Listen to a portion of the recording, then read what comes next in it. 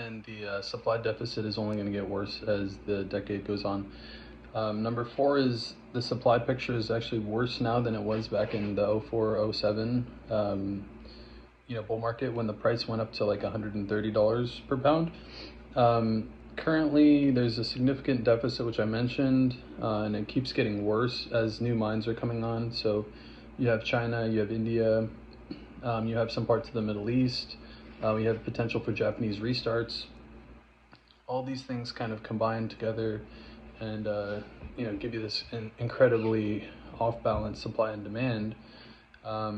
And realistically, the only way you can get that to be resolved is by having significantly higher prices, which is going to have to really, provide enough capital to get the development going of some of these mines that otherwise wouldn't be built. And some of the people that are looking for like $50, $60 uranium, they're probably not going to just immediately, right when it hits $50, going to start starting the development. They're going to maybe wait to see if it stays there for a little bit before they decide, okay, all right, I think it's going to last for a while. Let's go ahead and start ramping up our development and producing the uranium pounds. So other than that, number five would be utilities have a lot of uncovered demand. That means that for their reactors, they don't have the fuel that's gonna provide the energy right now.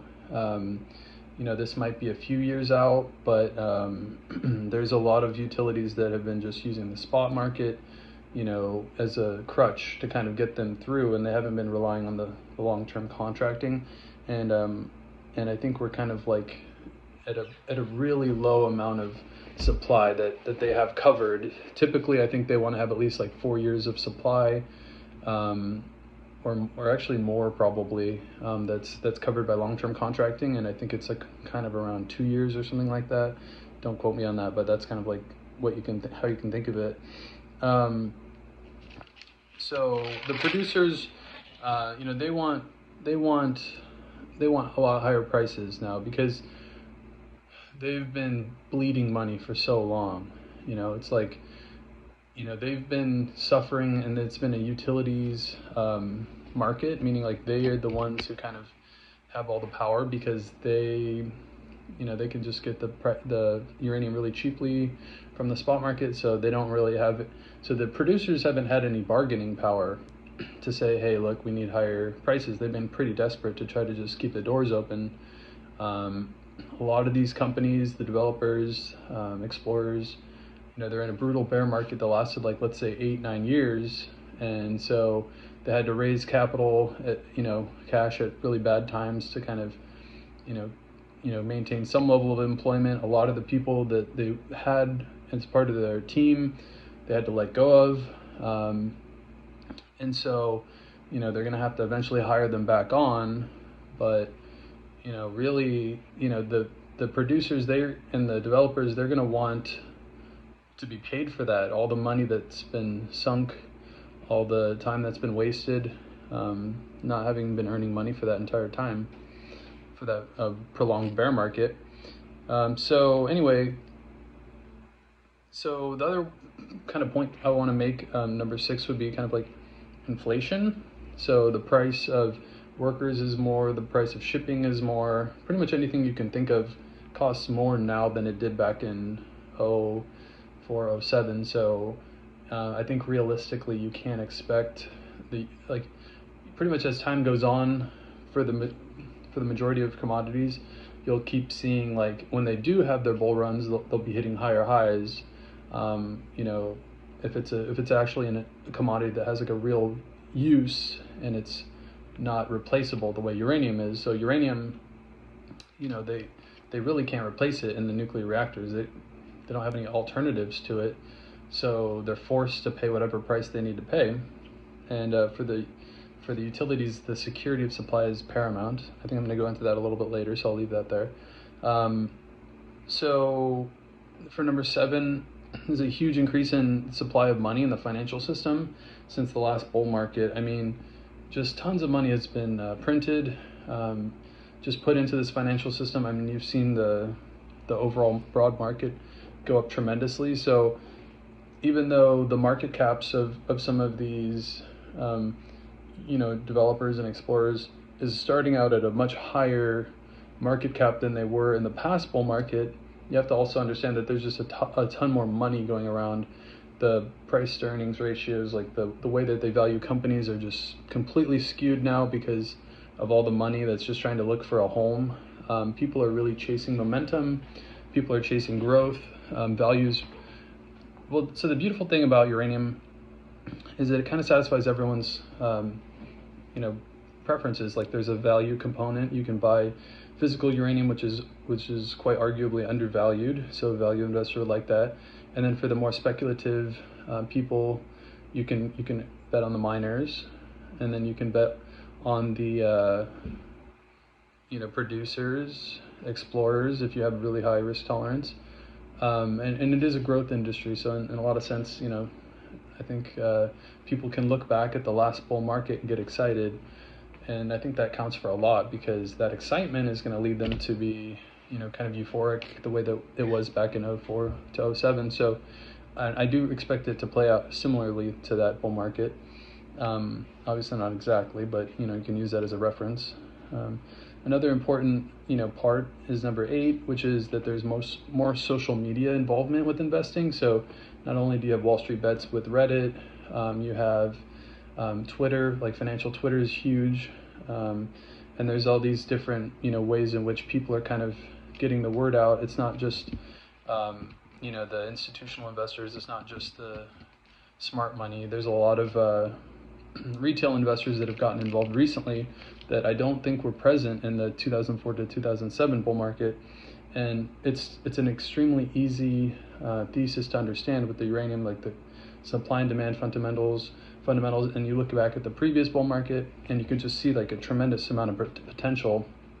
So I think you're going to see an increase in retail involvement. Plus you have people like Rick Rule, you have people like Crux Investor. You have all these different avenues of information that are kind of explaining the thesis in a very digestible way, very entertaining way. It's available for everyone to see.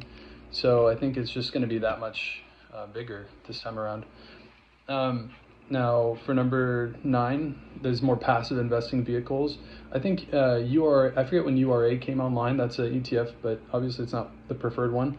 But HURA and URNM are good uranium mining ETFs.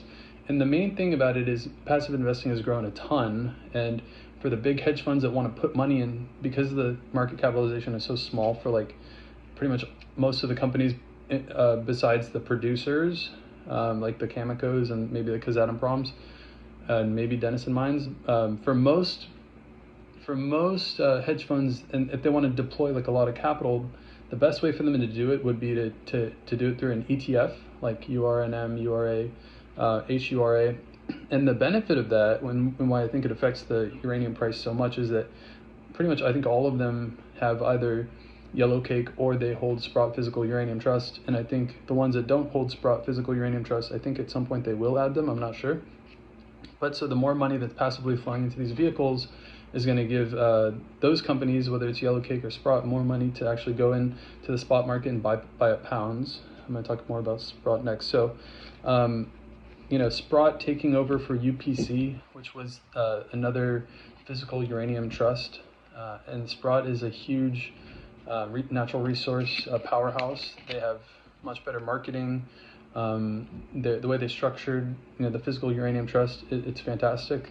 They learned how they are doing an ATM, which basically allows them to take the extra money that's above their net asset value, the premium, and then kind of pull that money out and use it to basically buy pounds of uranium in the spot market consistently. And that's just a buyer in the spot market that hasn't been there to kind of really force the issue of price discovery. So we've already seen like a pretty dramatic increase. I think it's like 10% in the matter of like a week or something. And that's just, as more people catch on to that and they realize what the potential is there for a squeeze. I mean, everyone likes a good squeeze nowadays. So after the GameStop thing. People kind of realize the potential, and uranium is a very tiny market. And like I said, the fuel buyers are not price sensitive the way other, you can't replace uranium. Security of supplies is paramount, and the fuel buyers aren't going to get in trouble if they spend more money to buy uranium, because without it, they really can't run the reactors anyway. So for those reasons, I think the price of uranium is going to be overshooting quite a bit. Now for number 11, producers and developers are buying and holding uranium. So Cameco is not utilizing some of its mines. It's actually just going and buying a lot of the material, the uranium that's for its long-term contracting out of the spot market, rather than using the pounds that they have in the ground, because it's actually cheaper for them in some instances for them to do that. Now you also have a lot of like the Denison mines, Boss Resources, and a lot of those junior development companies, developers that are doing kind of something similar. They're raising money to buy pounds out of the spot market, and they're going to use that as kind of either a bargaining piece to say, hey, look at me, fuel buyer, I already have some uranium, so that kind of reduces some of the risk. So, in case it takes us a little longer to get the mine up and running, we already have some. Or they can use it kind of like as collateral when they're, making a loan. And I think, the people in the uranium space understand that the price of uranium